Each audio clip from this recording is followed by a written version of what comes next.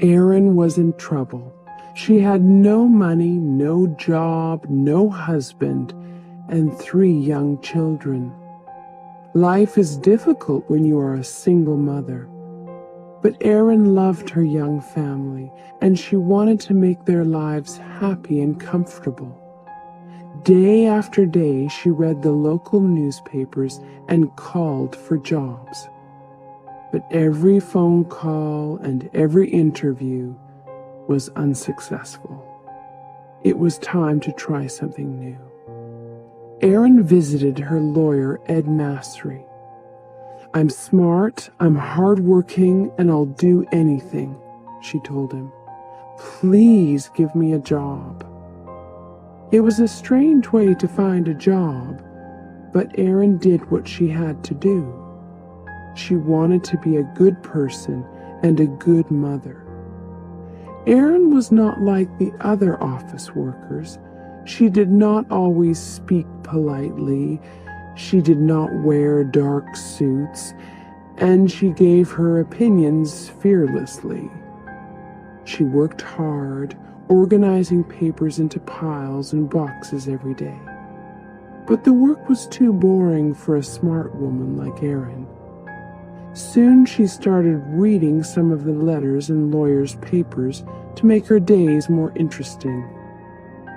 Erin was a careful worker, and she wanted to do her job well. One day she found some people's health papers in the same box as their house papers. This was unusual. "Why are these together?" she thought. "Maybe there's a mistake." She started looking at the big box of papers, one page at a time.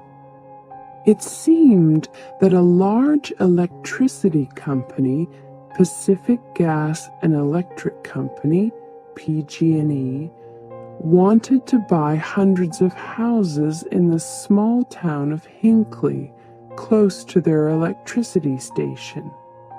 But why?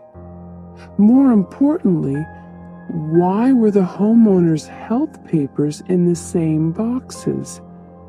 It was a mystery. Erin could not sleep that night. She was worried. Did PG&E want to hide something? Were the people of Hinckley safe? Erin was already a busy woman with her own problems. She had little time to worry about other people. But deep inside, Erin felt that something was wrong. Could she solve the mystery? She needed more information. The next day, she spoke to her boss, Ed. With his help, Erin started looking more closely at the papers. Erin discovered more and more strange papers in the Hinckley box. She realized that there was a serious problem. She loved her family, and she wanted to spend more time with them. She wanted to see her children grow up.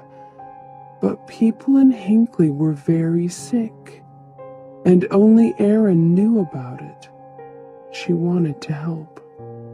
So she bravely decided to solve the Hinckley mystery alone. Erin visited people in Hinckley and spoke to them about PG&E, their houses, and their health. She wanted to find the true story. Erin was not a lawyer.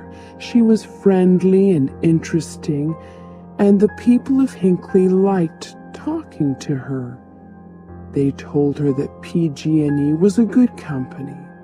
It made their water safe, it paid for their hospital tests, and it offered good jobs.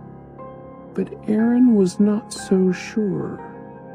Erin always got what she wanted. Now she needed help and information. She was working alone, but this did not stop her. She called and visited scientists, doctors, and lawyers. She talked to anyone who could help her. And every day she worked hard. At last, she got the piece of information that she really needed. PG&E was poisoning the water near Hinckley. PG&E is one of the biggest companies in the US, and people liked and trusted it. But Aaron realized that the company told lies. The water was safe, they said, but they were poisoning it. Aaron was not important, famous, or rich. She was not even a lawyer. But she decided to fight against PG&E for the people of Hinckley. She knew that she had to help in every possible way. How many people were poisoned in Hinckley? Was anyone in danger? Aaron returned to the town to find out. People knew Aaron now. They trusted her and they talked honestly about their health problems. Hundreds of people in Hinckley had terrible illnesses, and some were dying. As Aaron listened to the great problems and worries in these people's lives, she became very angry. PG&E knew that it was killing people. It was expensive to clean the water from its electricity station, so the dirty water ran into Hinckley's river and drinking water. Now the company wanted to buy the houses and keep the secret. It was not worried about the people who became sick. It was worried about possible payments to those people. Money was a big problem for Ed Mastery too at this time. Aaron's work was important. He knew that. But lawyers only get paid when they win. It was almost impossible for a small local law office to win against PG&E. Ed was afraid. But he was a brave man too. He trusted Aaron, and Aaron's courage and hard work carried them through the most difficult times. From start to finish, Aaron's work for the people of Hinckley took more than 5 years. During that long and difficult time, Aaron and Ed made a great team. As Aaron talked to different Hinckley people, her name and face became famous in the town. She had to be careful, though. She did not want PG&E to know about her work. As more people told their stories, Aaron got the necessary information. She worked longer and longer hours. She still had a family to look after, too. Her body and mind were tired, but she knew that quick action was important. Finally, it was time to fight PG&E.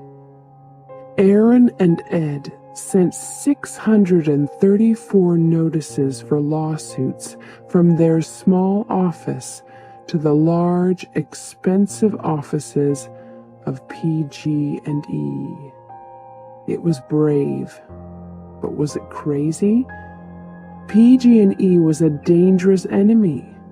Was this the end for Ed's company? When PG&E received the notices for the lawsuits, its lawyers immediately realized the danger. The sick people of Hinckley wanted a lot of money from the company. More lawyers were brought in on both sides. The lawsuits were too big for Aaron and Ed alone. But Aaron continued to work on them. The Hinckley people were her friends now. She truly loved them, and she knew more about their lives and problems than anyone. So Aaron, Ed, and the lawyers from other companies worked together to do their best for the people of Hinckley. After months of hard work, Important lawyers in expensive clothes filled a small courtroom. PG&E bosses sat quietly in their chairs, trying not to look worried. Erin was nervous and excited.